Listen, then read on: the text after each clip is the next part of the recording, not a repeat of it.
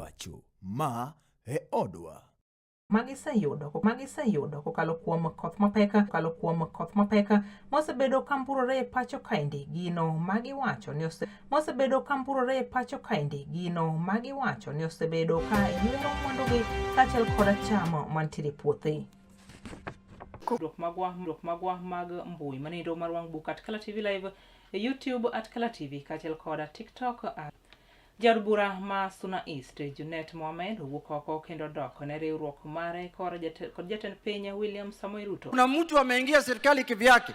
Ya pili ni mambo ya 10-point agenda. Mimi nimesikia wenzangu wakisema ati tarehe 7 ndio mwisho ya 10-point agenda. Kama wewe birthday yako ni tarehe 7 ama siku ile wewe ndio wako na values moja. Tunaweza kuwa na values moja na Rigathi Gachagua wako na values moja. Tunaweza kuwa na values moja na Rigathi Gachagua hapa. Pindo madhi school goda buoro kar kilomita 1 koro sani gikaw kilomita 6. Abede bro chopo irgi e kwayo ombulu. Elias Ocheng en achiel kuom jodak e gweng'go mag Badoseng.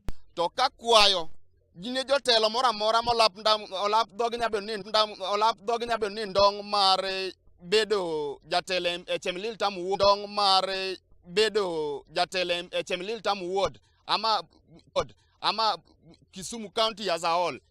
Wakwayo jatelo mora within our odari duogo ka gin gi koyo gilosnwa ndara ni mokwongo ndara ni silosonwa e gwenge ko mago makarachuonye kaunti ma Homa Bay koro ni to ywagoreyo kalure koda ishi shule na watoto wanasoma shuleni. Ishi shule na watoto wanasoma shuleni. Who have been displaced and those who have incurred loss and damages be compensated, because that we don't lose lives, we don't lose animals, we don't lose our livestock as we animals, we don't lose our livestock as we usually. Yiero mar migosi oumoluga kaka jagoro mongirore e migawo mar thieth mano yware yiero mar migosi oumoluga kaka jagoro mongirore e migawo mar thieth mano yware kod jodito mag siasa mopogore opogore. Alisema lazima Kenya iwe sawa kulingana na katiba. Iwe sawa kulingana na katiba. Wale wanampinga watu wetu wengi kutoka Garissa, Wajir, Mandera, Mombasa, maiti yao ilitupwa hapa. Na ilitupwa na nani?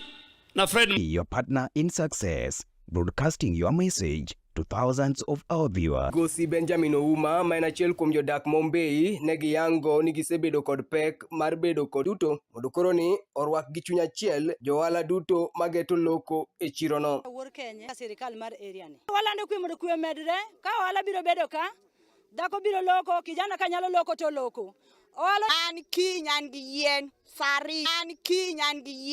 sariyo saa 2 asubuhi an ka abiro chako tich. Chiro ka nyalo miwa